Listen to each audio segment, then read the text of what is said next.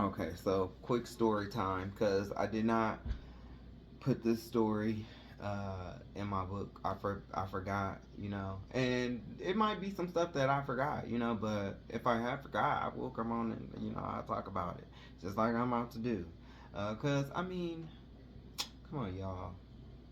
Like nobody will be able to recount everything, every little single event that has happened, in their lifetime. And so, but I did. I would say about 98% of everything that happened in my life is in my work. But this is today is April. Either I think today April 6th, um, or today is the 7th. Uh, but 2024. So today is Sunday. It's midnight where I'm at. So just came on to share a quick story because I'm posting this videos to YouTube, and I was sitting here and I was thinking like, dang, I forgot to put this story in the book, man. I think I did, and so anyway, like I said on this most recent video, it was like hell going out. Like my time going out with them, with D and Al was like, and more so D. Like Al could pretty much handle himself, but more so D. He was the like wilder one. So he would get drunk, and now that I know what I know about him using narcotics and shit like that, I guess he would be on one too. And so, what I said on a previous video was, it'd have been many times if I was not there, he would not be here, or possibly not be here.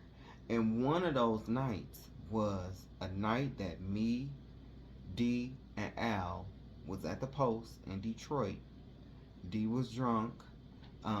It was a purse that was laying on the table, and D went inside this purse, and he took, I don't know what the hell he took, but he went in the purse, and I know he probably got something because the nigga is, like I said on the video, I kept asking him, well, why did they detain you?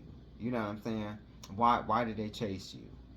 Because you was in the store, and you have been accused of stealing. They saw the videos. They ran the video back, and they saw you on there stealing cell phones. So you took off running, and they caught you. I mean, he always been like a booster. A thief, always stealing. So, but he went inside this girl purse, and took whatever, and she caught wind of it, and baby, out of all the girls, he went into Miss Trico purse. I think her name is Trico. You know, she used to always. I mean, mama had body. She used to always walk around with her chest. She was cute though. Like I didn't have, and I never forget like that night. She was like, "Oh, you're the nice one." And I am. But if I would have not been there, they would have towed his ass up. Okay? Them rodeos didn't play. This was around 2001 to 2005. Can't remember the exact year, but it was in between. I know it was before 2004, 2005. So, it had to be like around maybe 2002, 2003. But them rodeos was in Detroit, and it wasn't no fighting one on one. And I was not around at the time that he did that. Now I was coming out of the bathroom, and they must have been, I don't know, it wasn't a ball. It was not a ball, but they used to form these circles or whatever, and I don't know, her stuff was made on the back on the table, and I walked out of the bathroom. I saw him, and it's just like, so if I saw you, I know somebody else saw you, And she went back, next thing you know, she started going off, and, everybody pointed to D. I wasn't even around, so, they couldn't, I was just with him. But he could have got, all of us jumped. You know what I'm saying? And so it was a big commotion. Um, I made him give her back her stuff. And I mean, that was, thank God, they didn't jump on him. Um, but that was just like another, thing going out with him. Just always dangerous, I remember like one time, after going out, we was at the Coney Island. Like, Innuendo is like, I think it was like right there on, is it, it might have been McNichols, I don't know. It's that Coney Island that's like right around the corner from the park. And then, if you bust that left, then you can, I think you can go down to Innuendo. But it sit right there on the corner. One time we was in there, and some dude just stole on him randomly, and it's just like thinking back, like to all this stuff, you know, um, bad energy, man. Just, just bad energy. You just gotta watch out for that. People with bad energy. Sometimes when you see like people just stuff just constantly happening to people, and sometimes it's people, playing with spell work. It could be possibly, but sometimes it's the energy that we put out. You know, you attract that when you be stealing and stuff like that. A lot of people don't want to hear that. But it's true. You attract those kind of energies, and then you leave yourself open for something to happen to you, something to manifest negative in your life.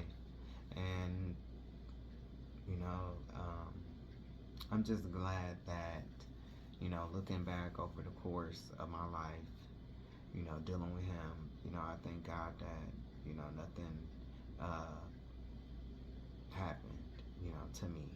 Because, it's always that situation, and that's how I know I'm protected, because it's like it's always that situation of where the wrong one get taken out, and not trying to say, he should, get taken out or anything like that. I'm not saying that. I'm just saying sometimes you see in scenarios where it'll be one person doing something bad, but then it's a bystander, who might happen to be their friend, and they ain't did nothing. And they be the ones that get taken out, you know. So I thank God that it was never no situations like that. I'm grateful for, you know, His protection. Over the years, I have seen it in my life. So, like I said, I'm just sharing, uh, my story. What I went through with people, and at this point in my story, I'm dealing with friends, so-called friends, and cliques and stuff like that. It's not worth it. It's not. You know, Trying to put in a bunch of work to impress a group of people that don't none of them get along. Or one always trying to outdo each other, like you will hear, on the video, this man talking about some, you know, I couldn't keep up in Kansas. It's like we not in Kansas, we in Minneapolis. Kansas is in the past. You living in the past, brother. What is we doing right now? That's what matters. What is we doing right now? And at that moment you was getting put out, where you was being asked to leave. And, it's like I could have fought him, you know, I could have, but I don't want to do that, Like I was already hurt, that I lost somebody I considered a friend, you know, a genuine friend. He knew my family. My family would ask, my granny asked about him. My granny just recently asked me about him. So it's like, you know, I mean, his family knew me. I didn't want to end on that note. Yeah, we got into it, whatever. But and then also, The bitch was tired too. Let's not forget. I told you on the video, I had just came back that night from Toledo. That was a 10-hour drive, non-stop, and I was mad as hell. So I did not stop that much to get gas, and that was it. You know, so, you know, it is what it is, man. You know, just, I tell people all the time, you know, you're not bound to no friendship. You're not bound to no, you know, unless you do some ritual type stuff, you know, like four corners and calling on all that weird stuff. Then, you know, yeah, then you're bound, you know, you're bound. But, wasn't none of that, you know, wasn't none of that, you know, so, you know, I mean, I hate to hear, you know, what he been through. You know, whatever. When he went home, you know, as soon as he went home, he got in trouble. You know, so it's just like people don't see, you know, they karma, and it's not about me being right or wrong. You know, it's just I'm just learning. You know, man, I be predicting stuff. But I mean, it is what it is. You know, I hate to see that happen to him. But I already knew, you know, and it's like I'm sorry, my mustache be going into my nose. Like I need to shape up. I'm gonna do that later, but to call that, you know, and then it happened because it's like I know the people that I be around, so you know I know what's up, you know, and I was right, you know, and like I said, I don't know if I said it on the video or I don't know if I said it in like the comments, you know, but it was one night while I was gone. He was in Toledo. I mean, I was in Toledo, and he was here, and he was passed out in my hallway. He was on Facebook Live. Had everybody concerned about him. Scared the hell out of a lot of people. You know, a lot of people that genuinely care about him. You know, and he in here zoned out. You know, nodding. Then nodded out because he was shooting up, you know. So that's, you know, I'm just sharing like what I have been through, what I have went through with people. You know, it's like I seem to attract narcissists. I don't know, man. And it's like I was telling somebody today, like, you know, like I do believe that I'm attractive. You know, I do believe that, you know, I have good looks, and but I'm not like I don't think I'm better than nobody. You know, like, yes, I know I do look good, you know. And if you don't think I look good, you know, that's cool. I know I look good. You know, I have the confidence. But it seemed like, it's like, damn, am I Buffy the narcissist slayer or something? Because it's like, that's be what I be like attracting, and like in friendships and relationships, and you know, and it's just like family. I'm just like, I'm not dealing with that no more. I am not dealing with that no more. I'm good. These people be out here thinking, I don't know, like, I need them or something. It's like, I don't need you. I'm a Cancer. I'm fine in my shell. I don't need you. I try to help a bitch, but it's just like, okay. Vámonos. You know? Hey, it is what it is. Anyway, the whole D situation was a good stroll down memory lane. But I am happy that I got to tell him how I truly feel. Closing a cycle with him, I needed that for this book. I did have about 2 other guys after Jew, but they really don't qualify because we never made it to an official relationship. There was T. He is a Cancer like me, a few years younger, but he is a complete loser. I met him the first time Jew and I broke up. He is an alcoholic that can't function without drinking, and he comes from a horrible ghetto-ass family. That's why we didn't make it the first time, April 2020. This is the dude that I had to beat up in my apartment in 2021 when we reconnected because he hit me when I had my back turned to him. Coward ass. It was right after I had just made it home from being in Toledo. This was after Queen had passed. I was nervous about being by myself and I wanted some company. He had just started working at Applebee's. I brought his work shoes for him, which was about $40. I was taking his bum back and forth to work without him giving me any gas money. And so I originally met him, just to be clear, I originally met him in 2020, but we kind of split apart, because what I'm about to read next, we split apart.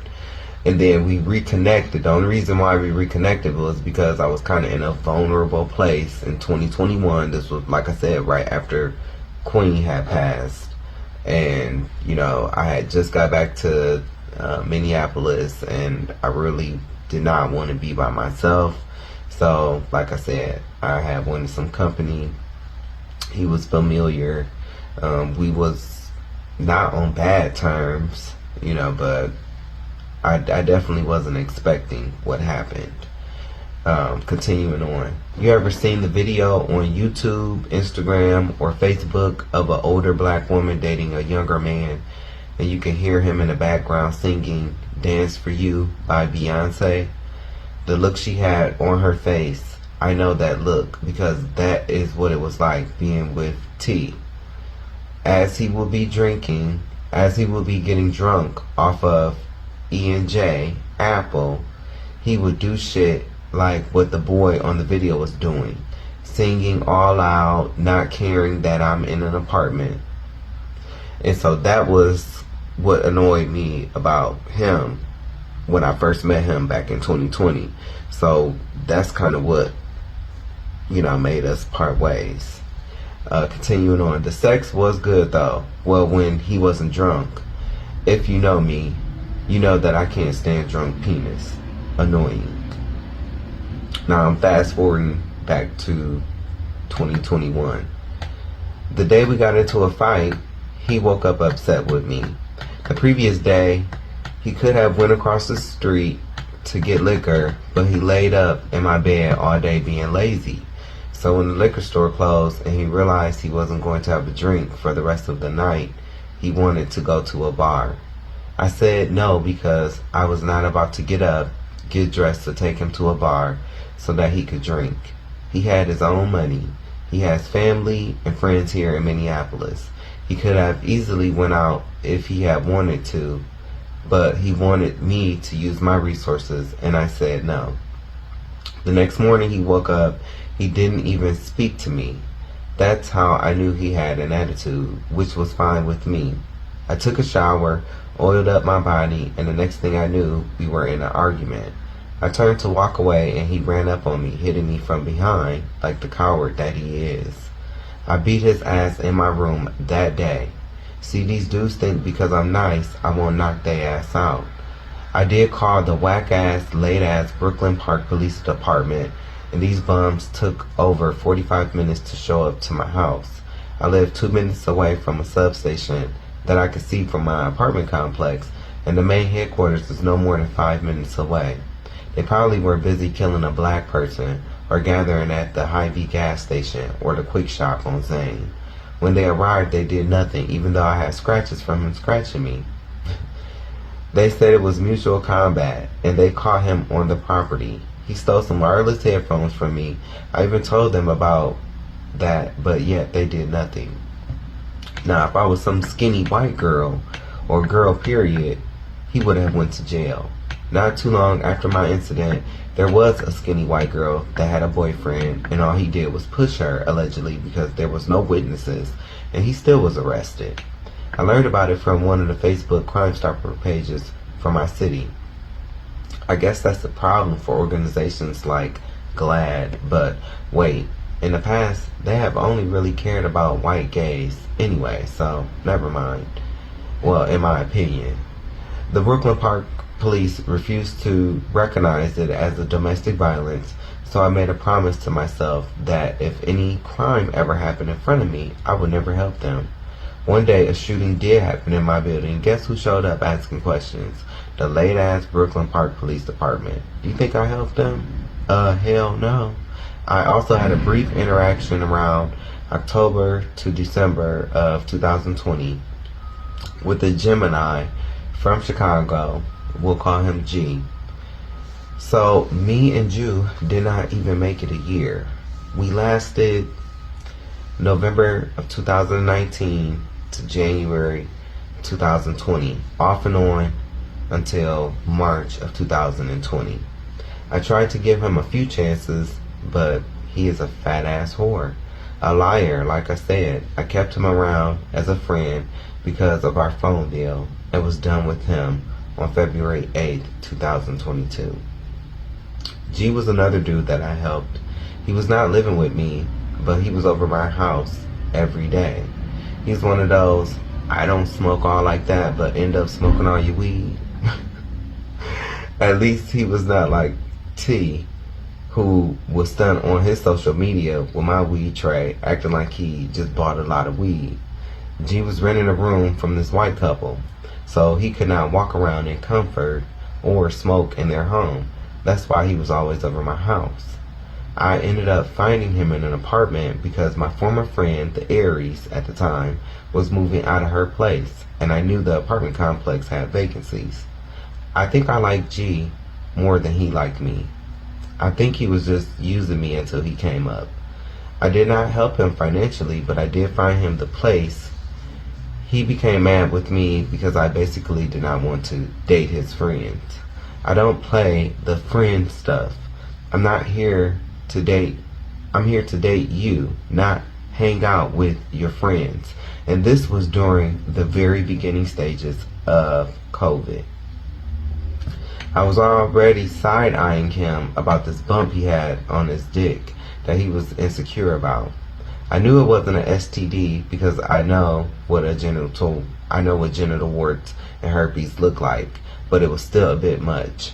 Still, I went on ahead and rocked with this dude. He did have a job. He knows how to speak properly. He was not a bum, and he was very handsome. We had great sex, even though he claimed to be a top, but kept kicking his legs up in the air, acting like he wanted me to eat his ass, and I never would. I have a rule. First of all, I don't eat ass, especially if I am not sticking it. I've always told tops this because what am I eating your ass for if you're not verse or bottom? Second, I myself am a versatile man, but I'm old school. My versatile means if you are a top, then I will bottom. And if you are versatile like me, then we are good all the way around. I don't date bottoms. They are no fun for me.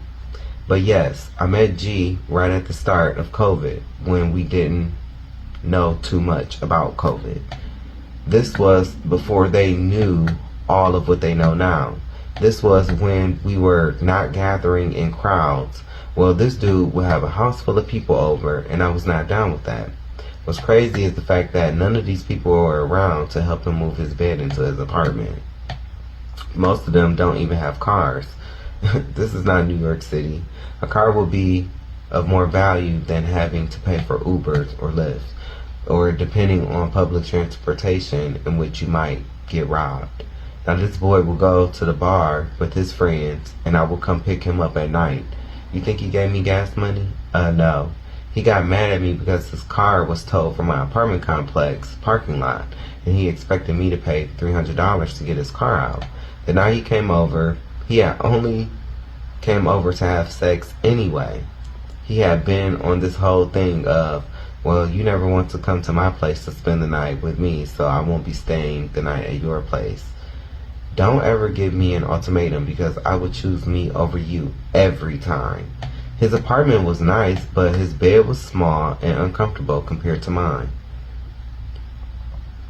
I would have to park my SUV outside, and that was a no-no, especially in the winter months in the Twin Cities. He should have parked on the street. He knew he wasn't staying. The complex did not notify the tenants that they had changed the parking lot sweep times. I would have helped him get his car out and was going to because I did feel bad for him until he started rushing me to do so, and I did not get paid until the next week. He got his car out and pretty much showed his true colors before he got the money. We wouldn't have meshed well anyway because I don't do dogs or cats.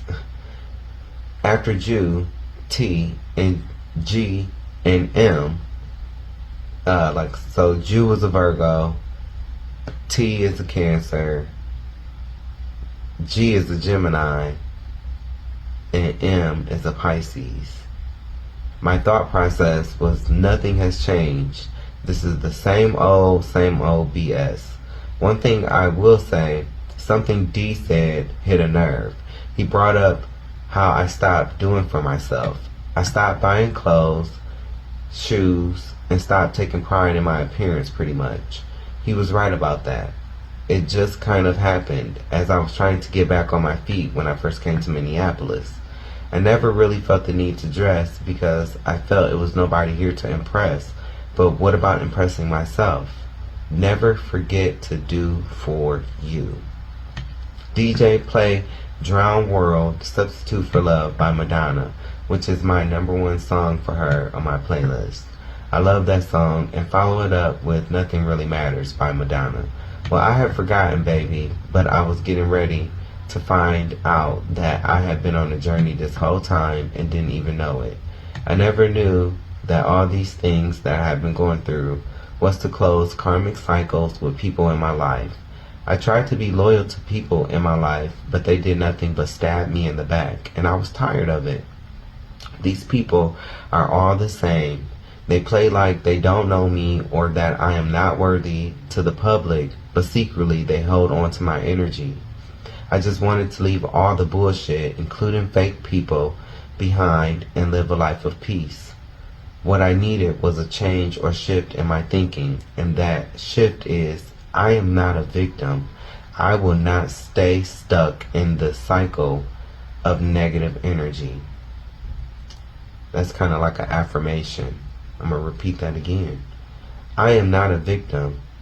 I will not stay stuck in this cycle of negative energy. I truly did not want to keep replaying what people from my past had did to me because I know that it will keep manifesting in my life. If you think bad thoughts, bad things will come.